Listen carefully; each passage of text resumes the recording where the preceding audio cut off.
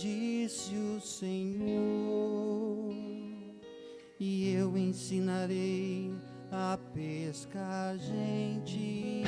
Aleluia, aleluia, aleluia, aleluia,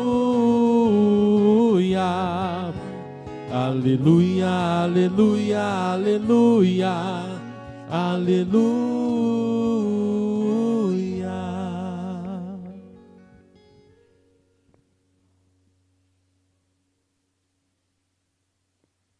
O Senhor esteja convosco. Ele está no meio de nós. Proclamação do Evangelho de Jesus Cristo segundo Lucas. Glória a vós, Senhor.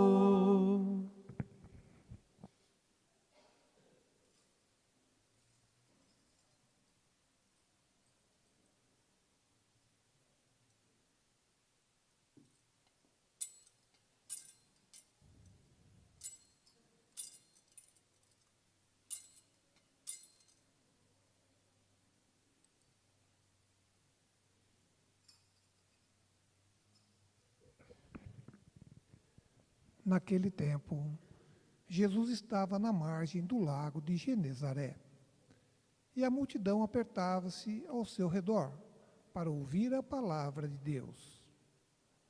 Jesus viu 2 barcas paradas na margem do lago. Os pescadores haviam desembarcado e lavavam as redes. Subindo numa das barcas, que era de Simão, pediu que se afastasse um pouco da margem. Depois sentou-se e da barca ensinava as multidões. Quando acabou de falar, disse a Simão: avança para águas mais profundas e lançai vossas redes para a pesca. Simão respondeu: Mestre, nós trabalhamos a noite inteira e nada pescamos, mas, em atenção à tua palavra, vou lançar as redes. Assim fizeram, e apanharam tamanha quantidade de peixes que as redes se rompiam. Então fizeram sinal aos companheiros da outra barca, para que viessem ajudá-los. Eles vieram e encheram as 2 barcas, a ponto de quase afundarem. Ao ver aquilo, Simão Pedro atirou-se aos pés de Jesus, dizendo: Senhor, afasta-te de mim, porque sou um pecador. É que o espanto se apoderava de Simão e de todos os seus companheiros, por causa da pesca que acabavam de fazer. Tiago e João, filhos de Zebedeu, que eram sócios de Simão, também ficaram espantados. Jesus, porém, disse a Simão: não tenhas medo. De hoje em diante, tu serás pescador de homens. Então, levaram as barcas para a margem, deixaram tudo e seguiram a Jesus. Palavra da salvação. Glória a vós, Senhor.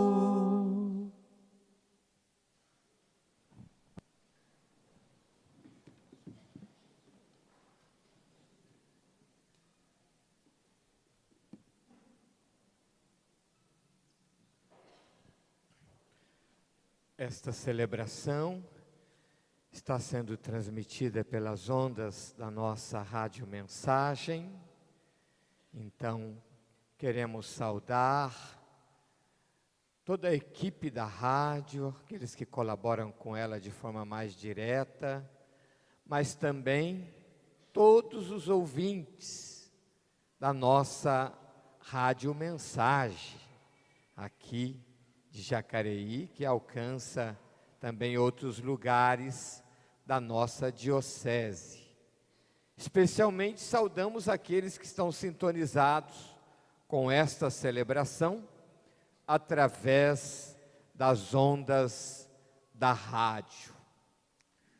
O tema hoje, já bem às vésperas da celebração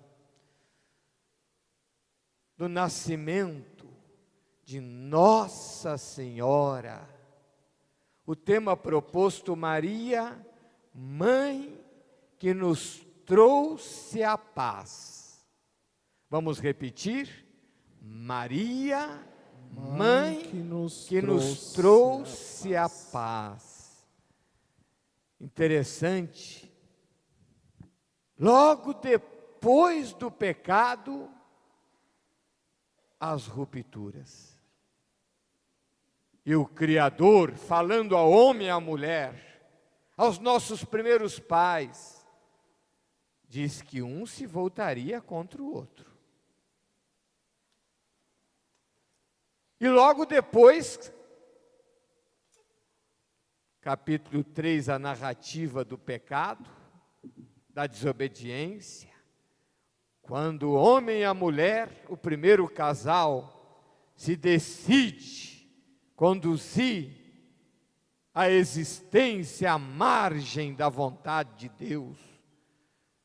Questão lá da fruta, da árvore, da ciência do bem e do mal, é um simbolismo, porém que indica algo teológico,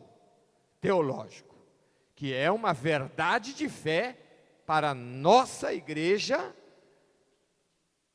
o dogma do pecado original. Aliás, explica muita coisa, porque é difícil da gente compreender a própria ambiguidade do coração humano, a ambivalência do coração humano, sendo que fomos criados por um Deus perfeito. Mas o pecado desordenou. O nosso saudoso cardeal Dom Eusébio, ele comparava com um quadro que um pintor pinta de forma muito perfeita, mas ele deixa em cima da mesa, ali com o pincel, com os vidros de tinta, e vem uma criança e brinca ali com aquele desenho, né? Rasurando assim, e achando que estava fazendo uma obra de arte, viu? É o que as crianças acham, né? Ou seja, o que o pecado fez. Isso explica todo o drama da situação da ausência de paz, desde o coração humano,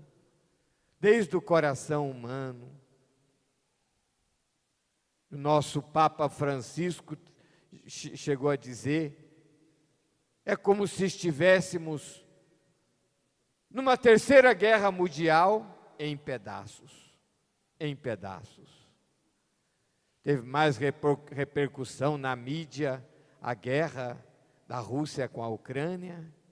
No entanto, sabemos de outros lugares de conflitos, às vezes até de certo tempo, ceifando vidas. Que coisa triste é a guerra. Mas a guerra não é outra coisa senão a expressão externa, tantas vezes, da divisão do próprio coração humano, que risca o seu irmão de uma convivência harmoniosa e opta pela violência. Capítulo 3, a narrativa do pecado. Capítulo 4, Caim assassina seu irmão Abel. Lembro do retiro inaciano, o pregador dizer, é também como que uma parábola da história, mostrando quantas guerras, quantos assassinatos, quanta violência. No entanto, como é bonito, já no capítulo 3, temos aquilo que a teologia chama de proto-evangelho. Porém, inimizade entre ti e a mulher, ela esmagará a tua cabeça, falando à serpente, como já um pré-anúncio da salvação. E depois capítulo 12 de Gênesis, capítulo 3 ao capítulo 11, é verdade, é uma linguagem de separação, uma linguagem de ruptura, corrupção da humanidade, o orgulho humano, a Torre de Babel. Mas o capítulo 11 inicia repetindo muitas vezes o verbo abençoar, Deus chamando Abraão e prometendo que ele seria bênçãos para as nações. Paulo vai dizer: somos descendentes de Abraão pela fé em Jesus Cristo, herdeiros da bênção a Abraão. E as genealogias dos evangelhos acerca de Cristo começa sempre com Abraão. Abraão gerou Isaac, e aí vai até nosso Senhor Jesus Cristo. Deus não desistiu do ser humano, não virou as costas para nós, mas foi tecendo na história seu desígnio de salvação, até a plenitude dos tempos, a encarnação do seu próprio Filho. Que coisa grandiosa, meus irmãos e irmãs, que coisa grandiosa. Eu gosto de contar aquela história do padre que estava fazendo um sermão ali no período do Advento, já bem pertinho do Santo Natal, e ele queria transmitir essa riqueza, essa sublimidade da encarnação que deve nos colocar de joelhos. E aí tinha um garotinho que era muito amiguinho do padre, ele chamou: Joãozinho, vem cá. O Joãozinho estava sentado entre o papai e a mamãe, os avós atrás, e ele correu e veio perto do padre. Aí o padre perguntou assim para ele: Joãozinho, vou te fazer uma pergunta. De quem você mais gosta nesse mundo? E o Joãozinho surpreendeu. As crianças surpreendem. Aliás, as crianças são sinceras, viu? Ele pensou assim um pouquinho e falou assim: padre, quem eu gosto mais é do meu cachorro. Imagina o pai, a mãe, o avô e a avó que achava que era eles que ele ia dizer. Aí o padre teve a intuição. Ele disse assim: então tá, Joãozinho, eu estou com uma varinha mágica aqui. Eu vou te transformar num cachorro. Você vai poder papar com ele, brincar com ele de igual para igual, comunicar com ele com os latidinhos. E a criança tem mentalidade mágica, viu? Criança tem mentalidade mágica. Eles acreditam.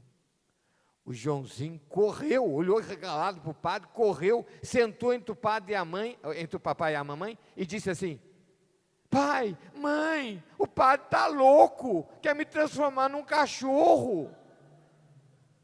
E o padre disse: esse é o amor de Deus. Carta aos Filipenses, aniquilou-se. O verbo no grego é forte, é muito forte. Kenotizou-se, aniquilou-se, fazendo-se homem.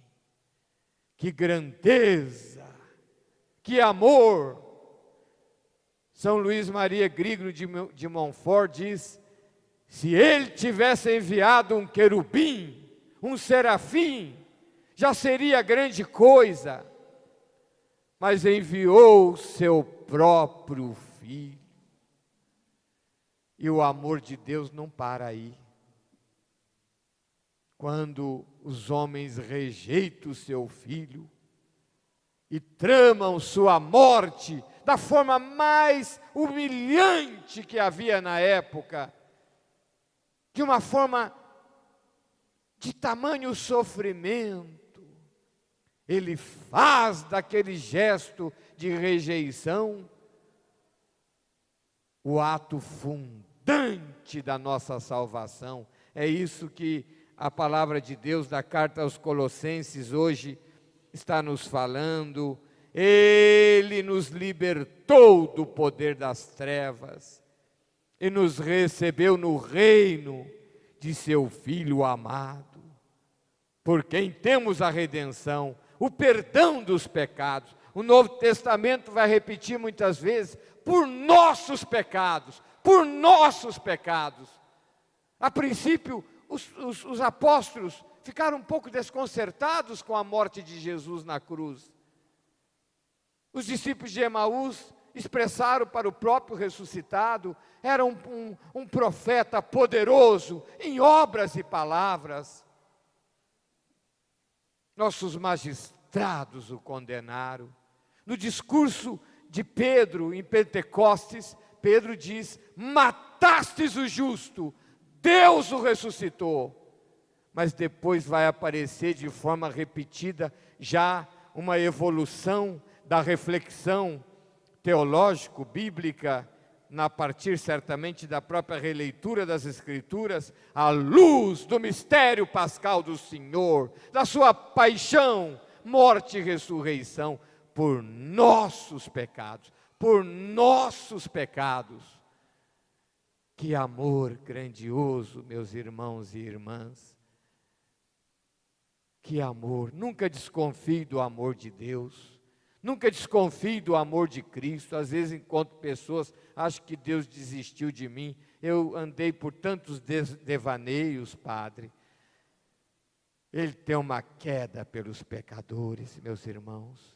Ele tem uma queda pelos pecadores. A Santa Faustina, ele disse: diga, secretária da minha misericórdia, diga, quanto mais forem pecadores, mais podem aurir da minha misericórdia. Ele não desiste de nós. Já no seu ministério público, vemos ele banqueteando, e olha como que era sério banquetear. Você comer, fazer refeição com uma pessoa, significava que você participava da vida daquela pessoa.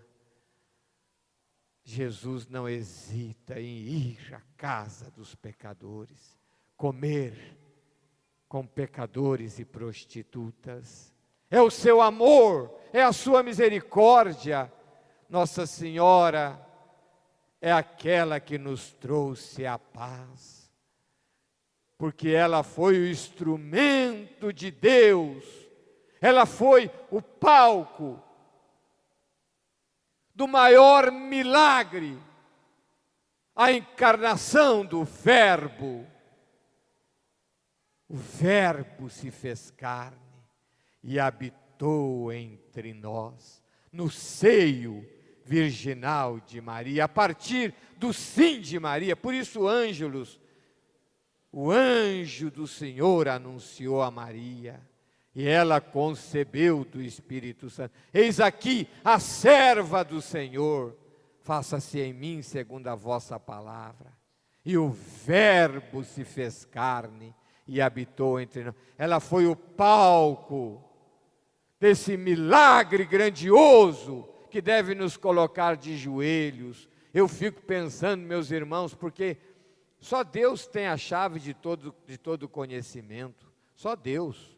Por exemplo, Jesus disse que em relação à sua segunda vinda, só o Pai sabe. E claro que ele sabia, mas não era dado a ele revelar. Na comunhão com o Pai, ele sabe. E com o Espírito Santo, claro. Mas nem os anjos têm toda a ciência. Nem os anjos têm toda a ciência. Só Deus tem toda a ciência. Só Deus é onisciente, é onipresente, é onisciente, no sentido mais profundo das palavras. Eu fico pensando que porque num determinado momento, os anjos tiveram ciência, antes dos homens, certamente, que o Messias, prometido pelos profetas, era o próprio Verbo eterno, o próprio Filho de Deus, que se iria rebaixar, fazendo-se homem menos o pecado. por certo, ficaram maravilhados diante da grandeza, da sublimidade, da profundidade. Paulo chega um momento na carta aos Romanos que ele exalta essa sabedoria infinita de Deus, esse amor, esse desígnio eterno, Deus é onisciente, meus irmãos, Ele sabe tudo. Quando Ele criou-nos, Ele sabia da bagunça que a gente ia fazer. Ele sabia. Ele sabia, quando Ele criou o primeiro casal, primeiro Ele sabia da culpa original, claro que sabia, Ele sabe tudo. E Ele sabia que na sequência do pecado original, o que se faria nessa face da terra. Quando a gente pensa que viu tudo, a gente ainda se depara de situações que a gente não... Nós tivemos essa surpresa desagradável, não faz muitos meses, de pessoas entrando nas escolas e matando nossos anjinhos, por nada. Nem estamos falando de uma briga que se dá no trânsito, um assassina o outro, o que já é errado, ninguém pode ceifar a vida, sem falar dos feminicídios, que é algo tremendo, terrível, escandaloso. Mas matar anjinhos inocentes, por nada. Quando a gente pensa, eu dizia para o seminarista quando aconteceu isso, quando a gente pensa que viu tudo, a gente ainda não viu o estrago que o pecado fez no coração humano. Eu costumo dizer que o ser humano, ele pode se desumanizar-se até tornar-se parecido com o demônio. Mas ele pode também, pela ação da graça, se purificar, configurando-se com Cristo, assemelhando aos anjos, em perfeição, e configurando com o Filho de Deus. Pensemos nas joias do cristianismo, São Francisco de Assis, Santa Teresa, e também nesse nosso século, São João Paulo II, São Padre Pio, Santa Teresa de Calcutá, também na nossa querida e amada diocese, não estão ainda beatificados nem canonizados, mas estão em processo. O Franz de Castro, que morreu aqui, veio lá da minha diocese, jovem,